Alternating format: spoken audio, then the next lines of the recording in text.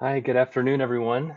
My name is Chad Bowling, and I have with us today Joanne Hovis. She is a consultant with the state of Wyoming. She's here to discuss the BEAD subgrantee application process regarding project areas and selection. Um, Again, thank you everyone for joining. As a reminder, this call or this conference will be recorded and it'll be posted to our BEAD landing page on the Wyoming Business Council website. Without further ado, Joanne, I will hand it off to you. Thank you very much, Chad. Are you hearing me all right? I just want to confirm before I get started.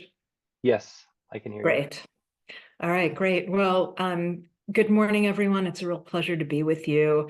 I have the pleasure of talking to you today about some of the critical elements of Wyoming's BEAD program and how the program has been designed in order to facilitate the key public policy goals of the program as established by Congress in the IIJA, which is the legislation that funded the BEAD program, and then interpreted by NTIA and the U.S. Department of Commerce, which oversees the states in administering the program.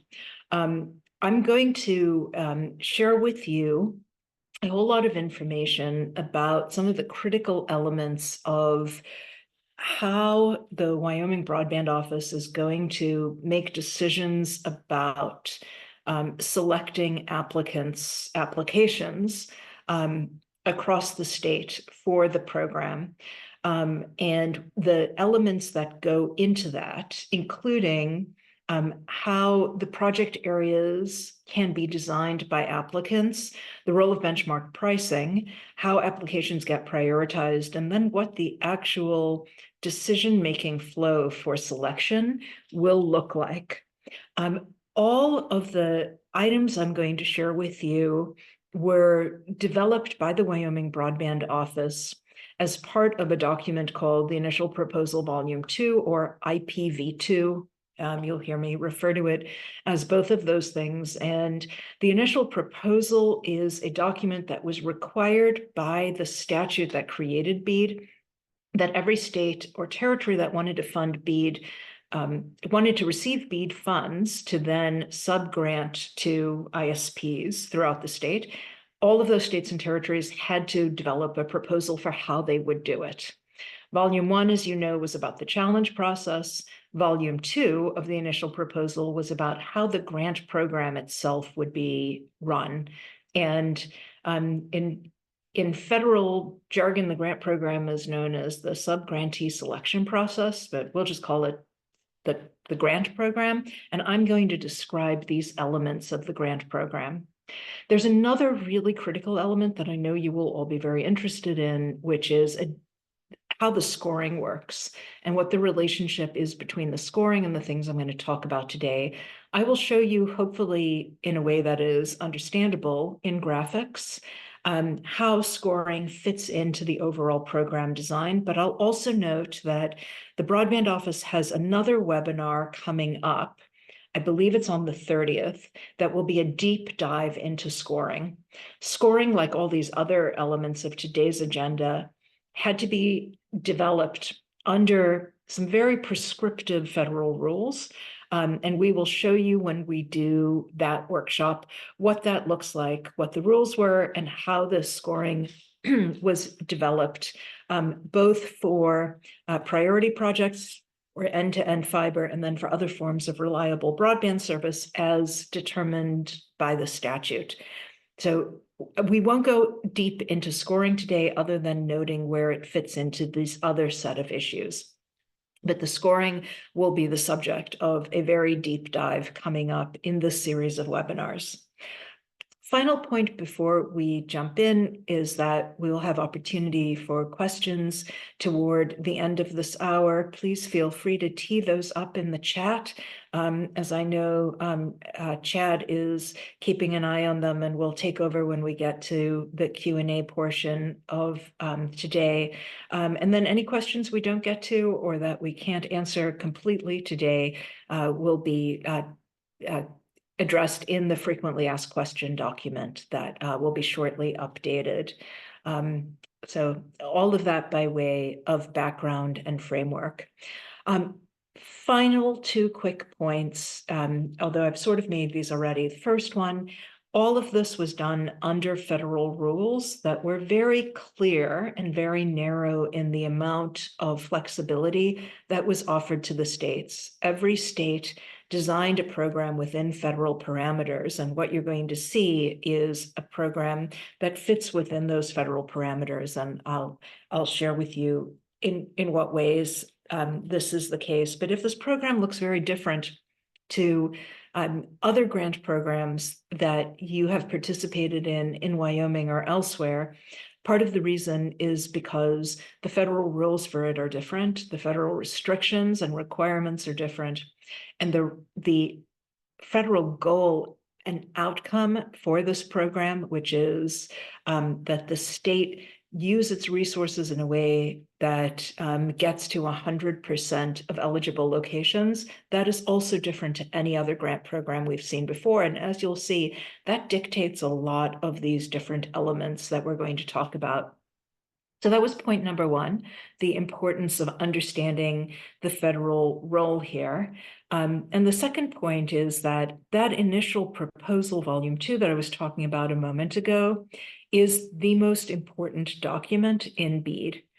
The initial proposal, volume 2, is what the state of Wyoming promised the federal government it would do, or proposed to the federal government it would do within the BEAD framework established by the federal government.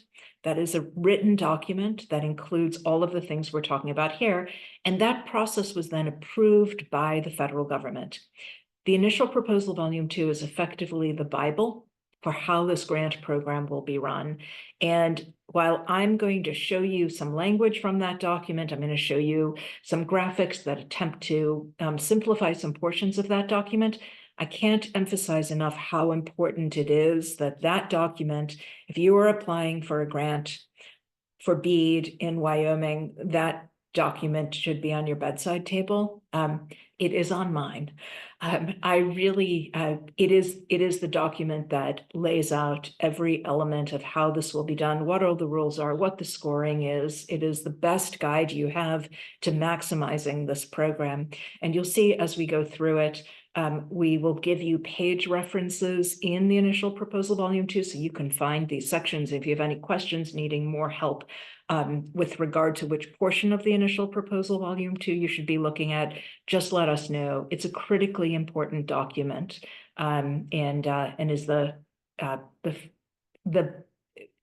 real determinant of how this process will be run. So that was my second point. Thanks. All right, let's jump into our first topic, which is how can project areas be designed? For those of you who have read the initial proposal, volume 2, and I really hope you have, I will note that it's been available for public review and was put out formally for public comment last year before it was due for submission to the federal government. So I'm hoping you all participated in that.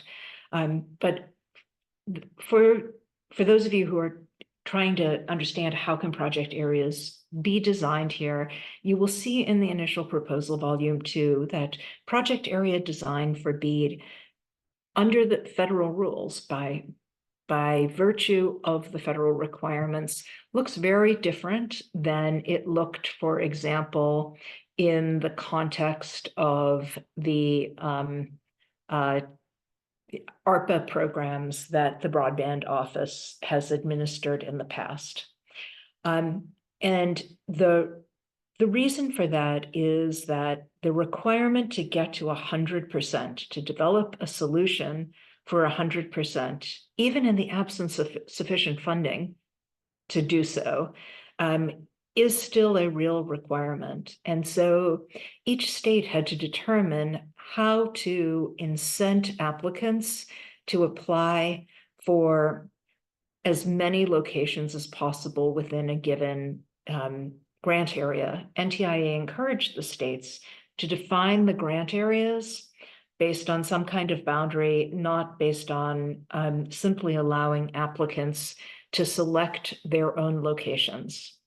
So what the Wyoming Broadband Office determined to do after analyzing, looking at data, doing extensive modeling, and trying to come up with the best, most efficient way to do this that would serve the goals of the program to get to 100% and make this as economically viable as possible for ISP applicants. The Wyoming Broadband Office determined that census block groups would be the foundational geographic unit. In some cases, the census block groups might be split into smaller groups if it was very difficult to see any given entity applying to 100% of locations in that census block group. And then the applicants would have the opportunity to combine census block groups or whatever those geographic units are, the subsets of census block groups, to combine them as they see fit into a larger grant area. So hypothetically, your application could be for 3 census block groups that adjoin each other in a certain part of the state, or it could be for more than that, or census block groups or the reduced geographic units. You can select which of these units you would like to combine together into a larger project area that works given your business. What applicants, however, cannot do is just select the locations they want only and define their own grant area. That was not going to work under the federal requirements. And so the Broadband Office in Wyoming has determined that it will use census block groups or subsets of census block groups as foundational units with the requirement of serving 100% of the eligible locations that were determined as part of the challenge process that came out of the challenge process. All this data, by the way, will be made available with the application materials themselves. But you can then combine the applications, the project area units into a larger project area as you see fit. The language on all of this, description of all of this, is in the initial proposal, volume 2, but we have quoted the key language here. Now, all of that also relates to our second topic, which is benchmark pricing. Benchmark pricing is also discussed extensively in the initial proposal, volume 2. And what benchmark pricing is that the Broadband Office is using data from a couple of different sources, starting with CostQuest Associates, which is a data vendor that is used by the FCC as well as by NTIA, regarding the what is effectively the business case for funding at any given location. Those data are then being used by the Wyoming Broadband Office to calculate a benchmark for each of the census block groups or the subsets of those census block groups, those project area units we were talking about a minute ago. Each one of them will have a benchmark price that has been developed based on these data sets, and then to the degree possible optimized to try to make sure that the numbers are reasonable and viable and enable the Broadband Office to use a finite set of federal dollars to accomplish a very large task, which is getting some level of service to all and underserved locations determined by the challenge process.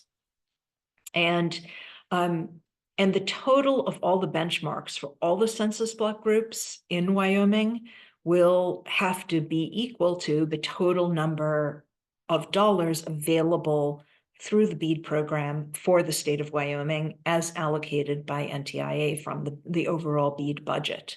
So there will be a dollar figure for each census block group that will be made available to you with the grant materials, where you understand a benchmark number It's not a ceiling number, it's not a floor number, it's not a mandatory bid number, but it's a benchmark that the Broadband Office has determined, with the challenge, of course, of not having enough federal dollars to do everything that we all would like to do, but with the need to get to all unserved and underserved locations.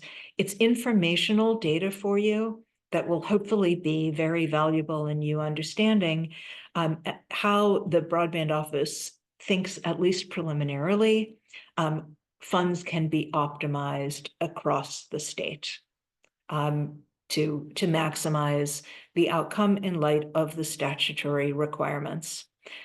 The benchmark pricing has to amount to 100% of the BEAD allocation because those are the only dollars that the state has available in terms of what it can award to the applicants. But as you all know, there is insufficient funding in the BEAD allocation that NTIA has set aside for Wyoming relative to the need to, or NTIA's desired goal of trying to get fiber to every unserved and underserved eligible location.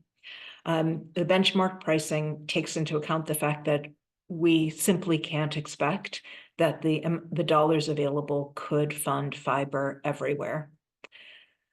Let me note a couple more quick thoughts about benchmark pricing, which is that the benchmarks are going to be important not just before the applications as a guide for all of you to provide you information about what might be useful. And as I said, they will be released with the applications so that you are able to see what those census block groups are, what the partial census block groups are, and what the benchmark is that has been established.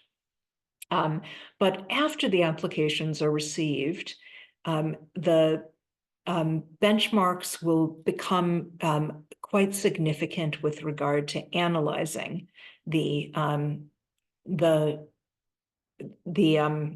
applications.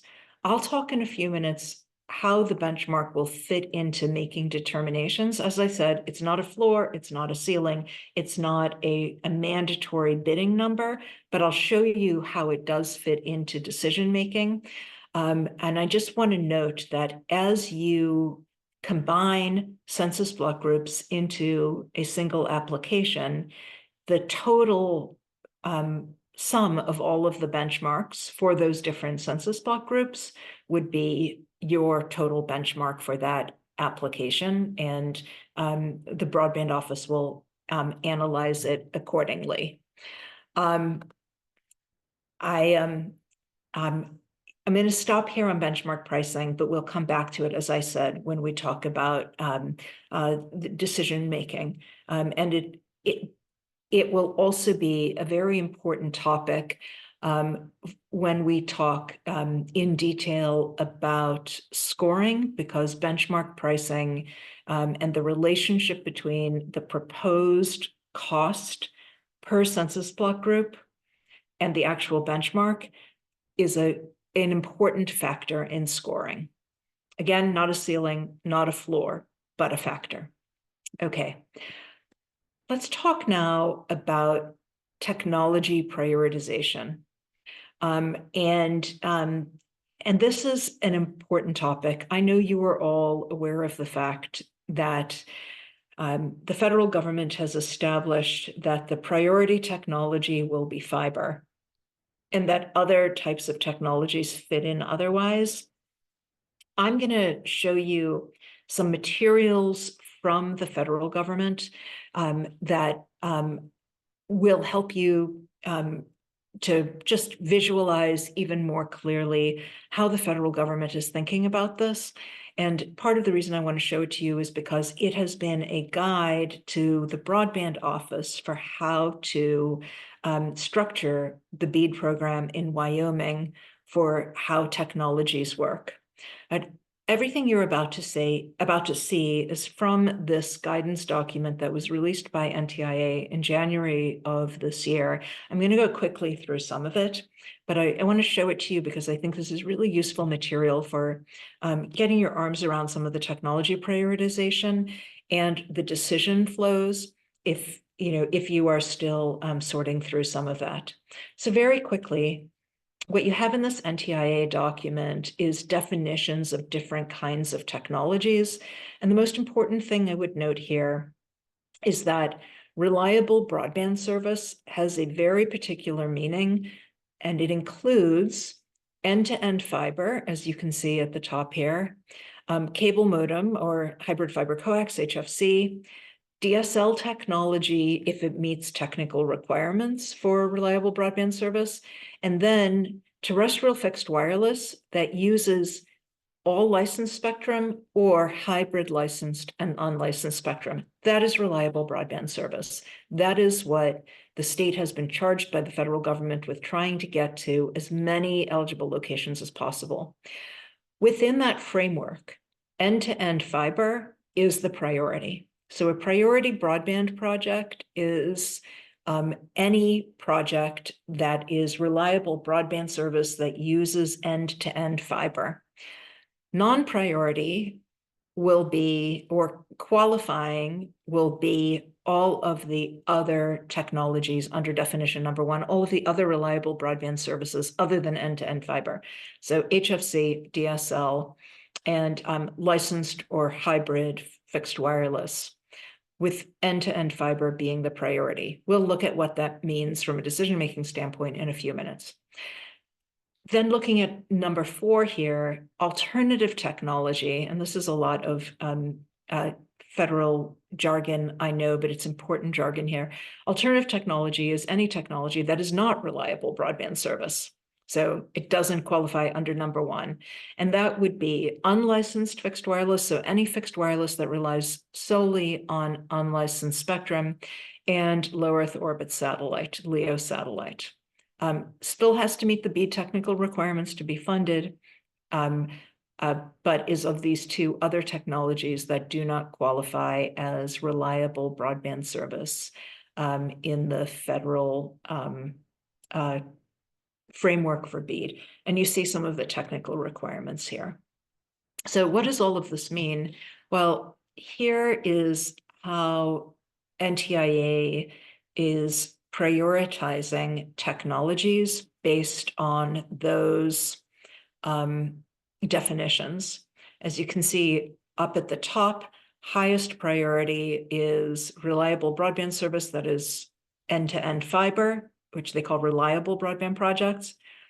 Second priority, in the event that end-to-end fiber cannot be funded in a given location, will be other forms of reliable broadband service, so HFC, DSL, licensed fixed wireless, and hybrid licensed unlicensed fixed wireless. And then only for the locations where there is no solution that can be afforded for any of those reliable broadband services, those locations can then be funded with alternative technologies, unlicensed fixed wireless, and low Earth orbit satellite.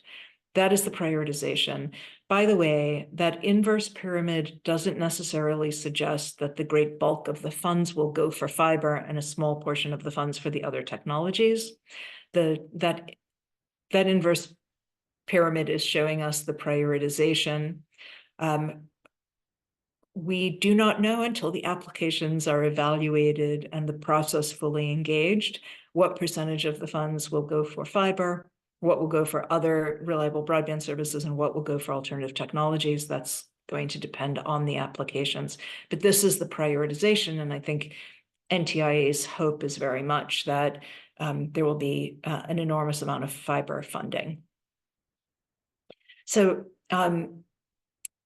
you will all have this deck. I'm not going to go into a lot of detail about this. I'd rather show you this graphic. This is, again, an NTIA graphic from this guidance in January 2024. And in a few minutes, I will show you the Broadband Office's own graphics that describe this process.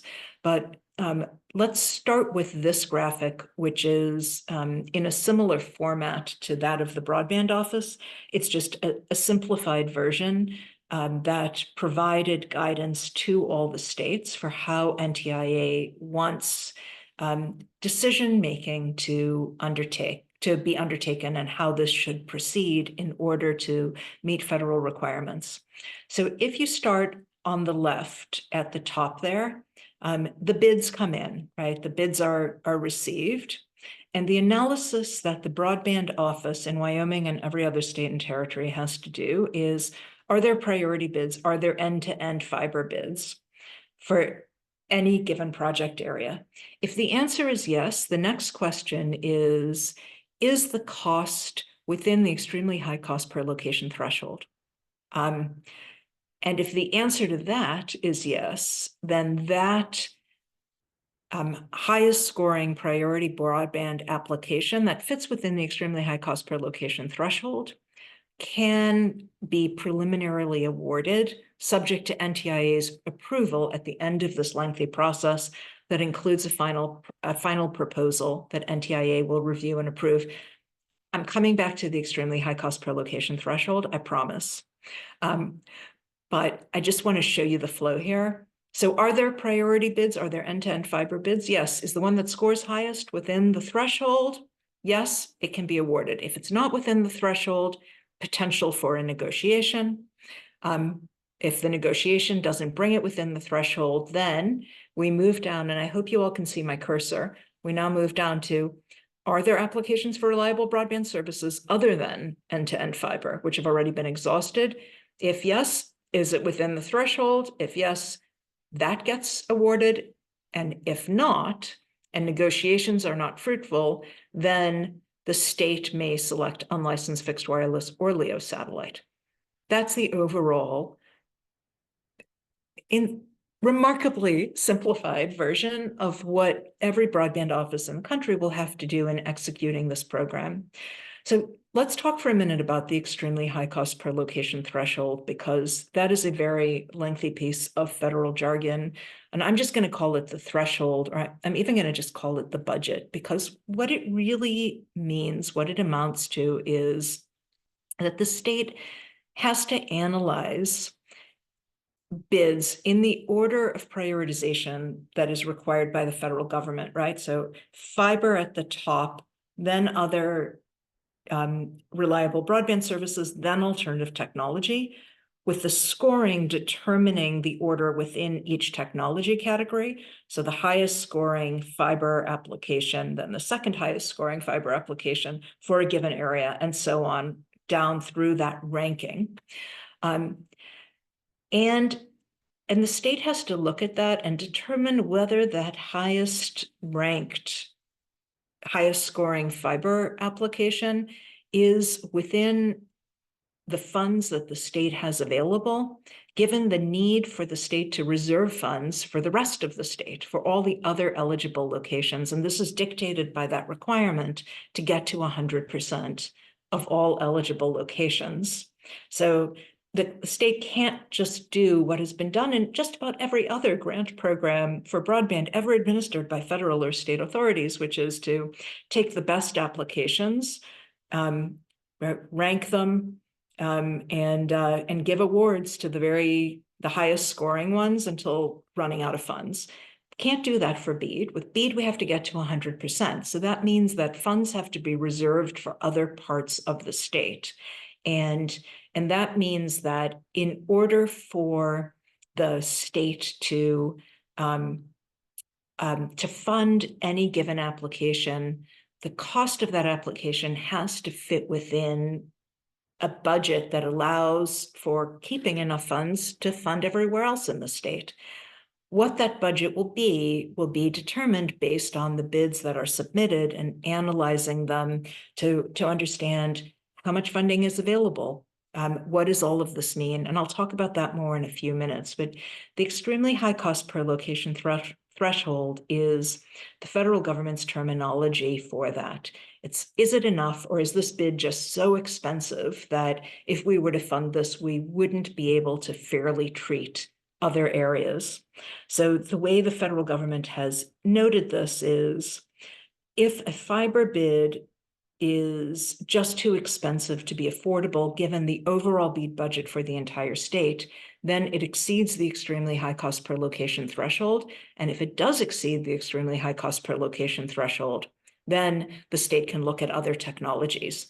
But if it does not exceed the extremely high cost per location threshold, or stated otherwise, if it's within that overall budget, then the state has no choice but to fund that fiber bid.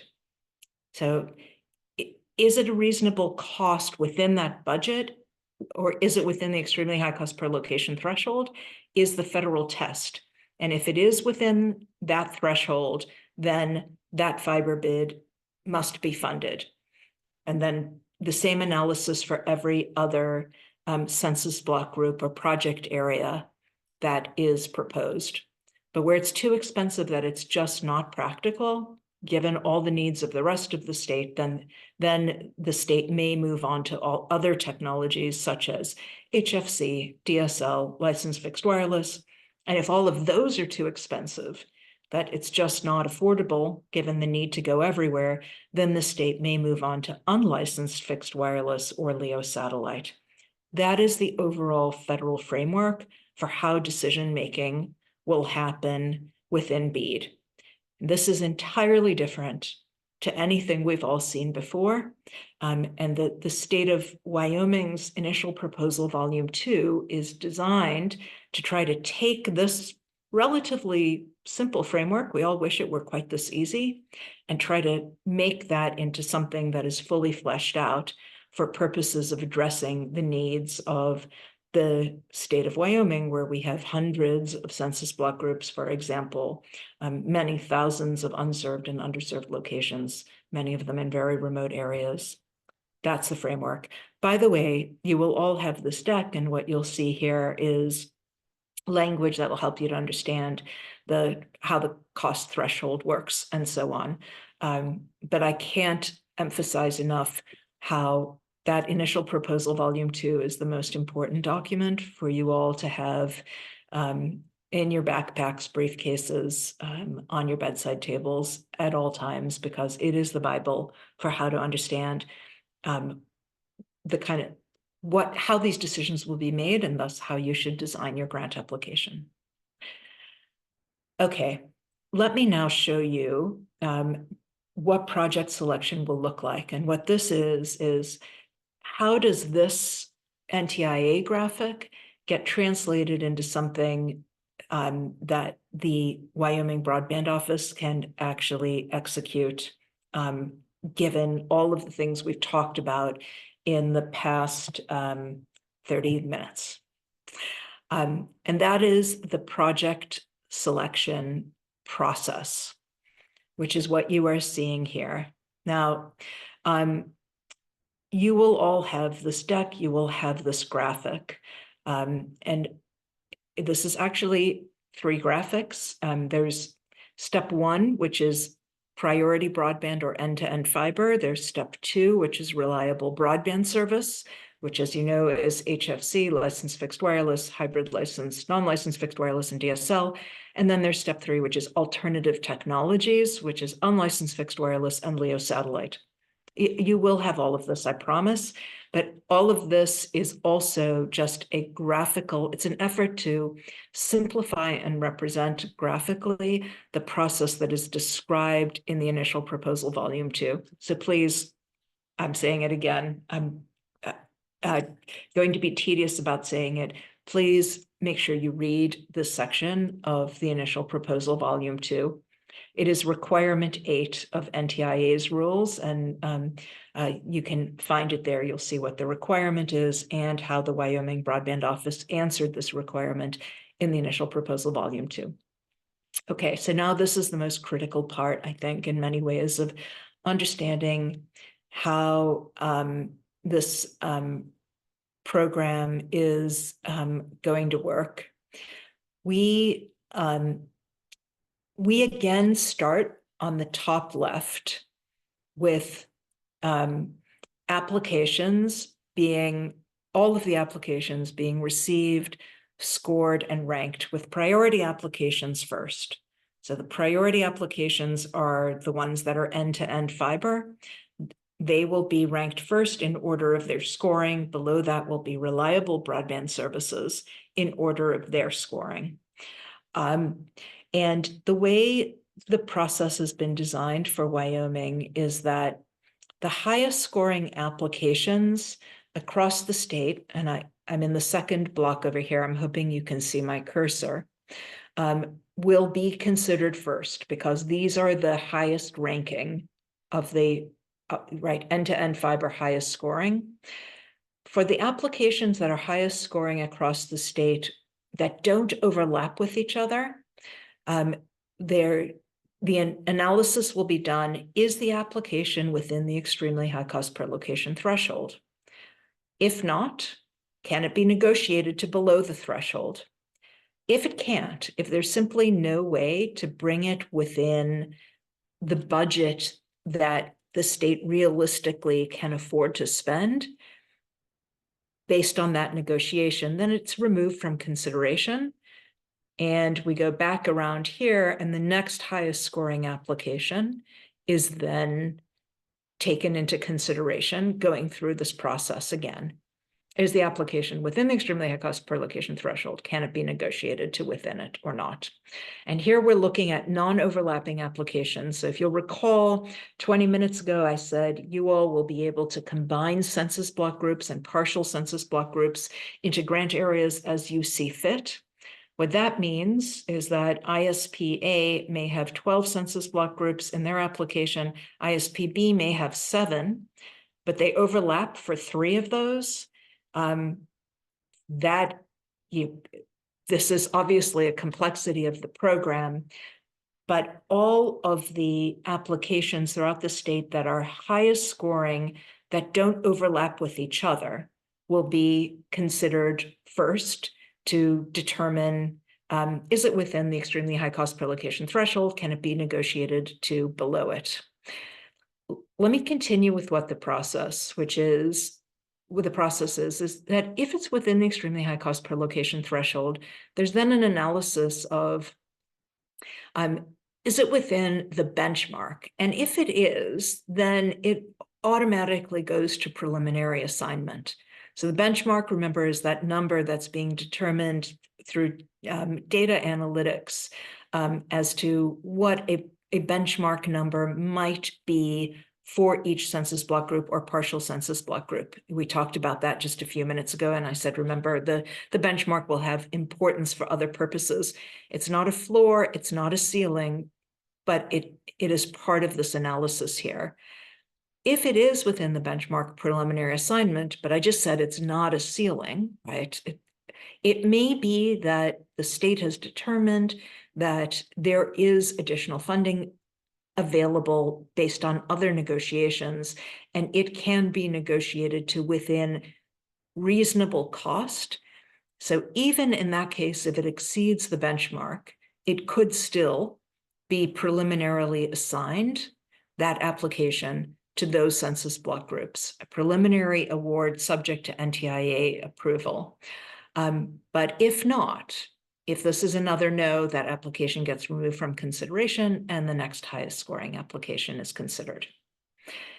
Now, here you see that was for the applications that were highest scoring that don't overlap with each other.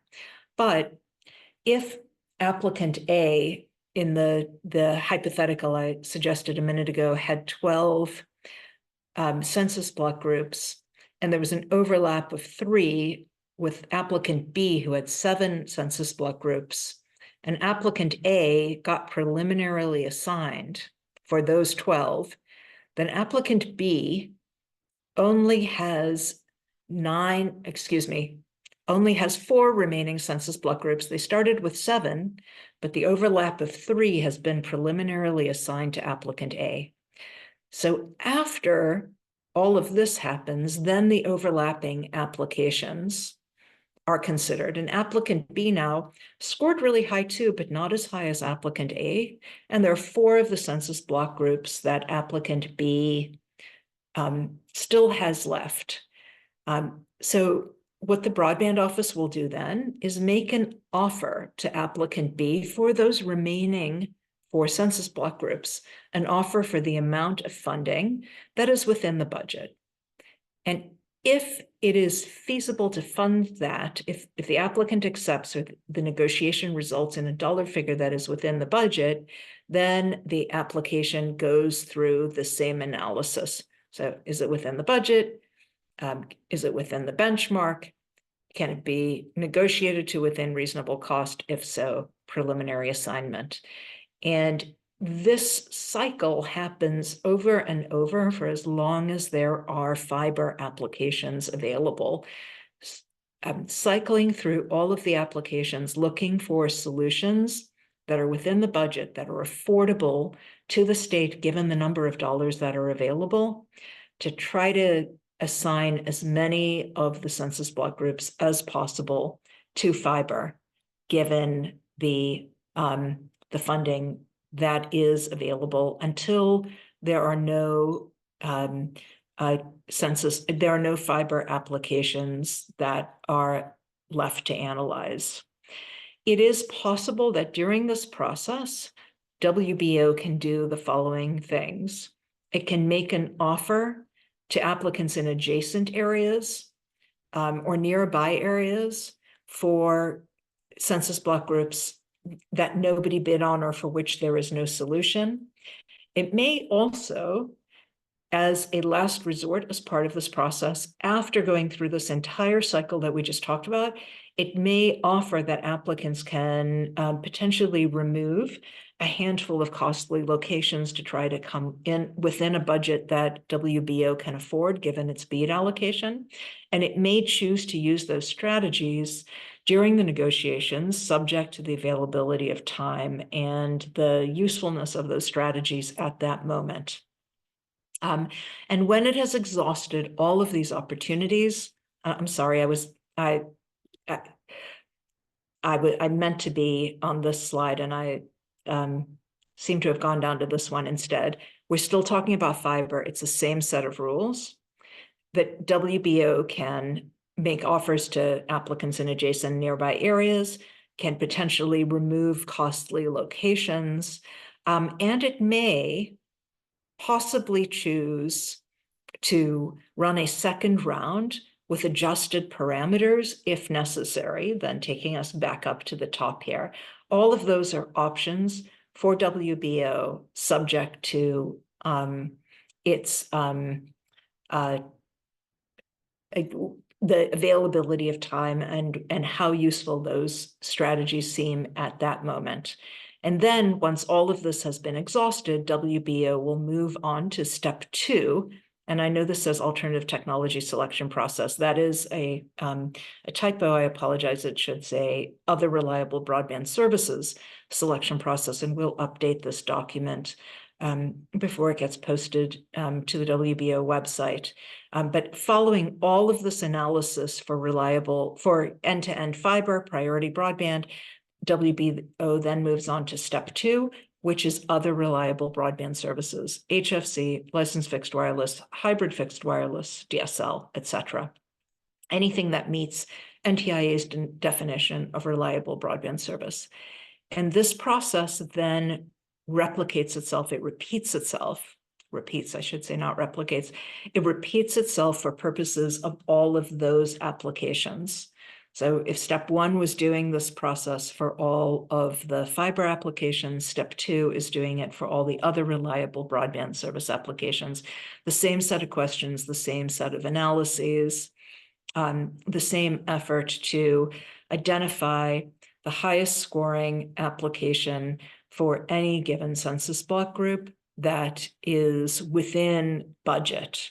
So within the extremely high cost per location threshold, within the benchmark, or even if it exceeds benchmark, potentially within reasonable cost, and then preliminarily assign it, while reserving the opportunity to maybe offer nearby applicants what they might do, or perhaps even allowing revision of project boundaries by removing a few very costly locations to see whether it can be brought within the budget.